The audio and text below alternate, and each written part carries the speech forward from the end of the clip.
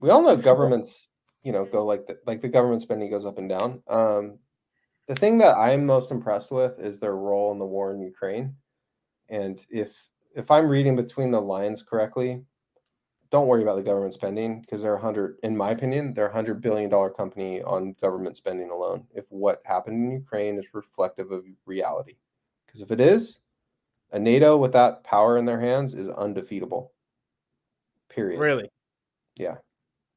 100%. And do you think do you think they could sell to NATO?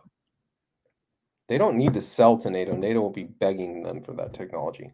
If it's doing what they're implying it's doing in Ukraine, yeah. 1,000% Go look at why the Russians T-72 is getting blown up and absolutely eviscerated. You know what the number one thing you got to do in a ground war is? Stop the fucking armor. You have to stop the armor. That shit will run through your cities like you weren't even there. You know what a tank does to fucking infantrymen? Like, I don't think you guys understand. You have to stop the armor. If you stop the armor, you have a chance. You can dig in. You can fight a prolonged air war. You can survive the artillery. If you don't stop the armor, you're fucked. What happened in Ukraine? Javelin missiles and maybe Palantir technology? You guys read their articles about the golden eye in the sky, like fighting. If they provided them with like the visibility and where those tanks were, and that applied the Javelin missile to kill them all, and Karp is saying like they're digesting it, that is a game changer, dude. Changes the entire landscape in NATO overnight. It highlights a potential misreading of Cathie Wood's thesis, which is that she feels the government business will slow down. That's why she liquidated 37 million shares. If she truly believed in Palantir, she would have believed that the inevitability of chaos would validate their business model. Give you some insight into Cathie Wood and her thesis there. Karp said, if you pull the plug on troops, they will never trust you again. Yes. Right? If you pull the plug because you're unpopular, they will never trust you again.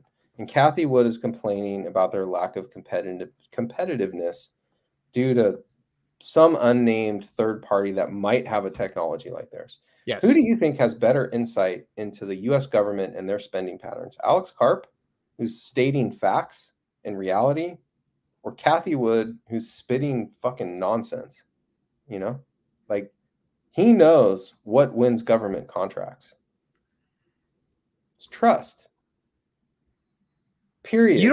End of fucking story. Do I trust you, motherfucker, to bring my people home alive or not? Period. And if you think it's anything else, go look at how long, like, who won those debates in the U.S. Army about, like, Palantir dislodged the internal U.S. Army from their own fucking software, motherfucker. Dude, because they brought people home alive, you know? Like, dude, no. It's not, it's stupid. Like, to even debate it is, in my mind, again, not financial advice. In my mind, it's dumb because they're delivering on what everyone wants, They're delivering on the promise, which is, we'll bring you home alive and we'll defeat the adversary. And let's hypothetically assume a company can do 80% of their software for 40% cheaper. It's still the trust component that you think secures deals, right? Look, man, I don't know about you, but like if I was someone who was in charge of a lot of people's lives, I probably don't care about the marginal cost differential, Yeah. I care more about like, does your shit work? Is it going to deliver? I mean, again, these are the most high stakes environments ever. Sorry, Mrs. So-and-so, that your husband didn't come home because I wanted to save 50 cents on the dollar. That doesn't happen. Right. Maybe egos get in the way, but it's not about a cost differential.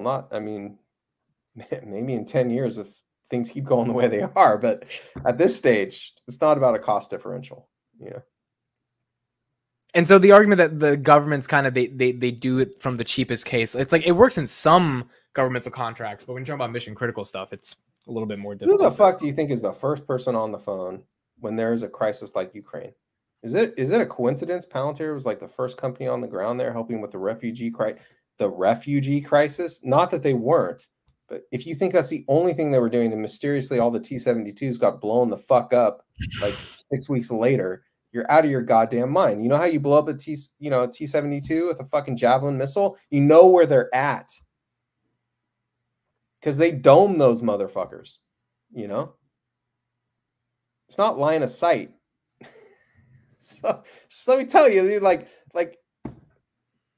in my opinion, they've been involved. Everything says they've been involved. I have no inside information about that. I have no idea, but based on what they're insinuating and the kill rate of those tanks and the fact it's all been Javelin missiles, how could they not be involved? Right? Like, yeah. I mean, everything they said this week is like making me think, oh, yeah, and they're digesting it. What does that mean? It means that NATO has a new leg up. And if it's the advantage that this war is showing it is, bro, 100 billion just on the government, in my opinion. And do not invest based on that. You're all idiots if you do. I've had this much wine, so like if you're investing on those decisions, you're stupid. But like, in my opinion, I think that they were basically saying we're a game changer. We proved it before, and we're proving it again. You know, at least in the field. Right. You know.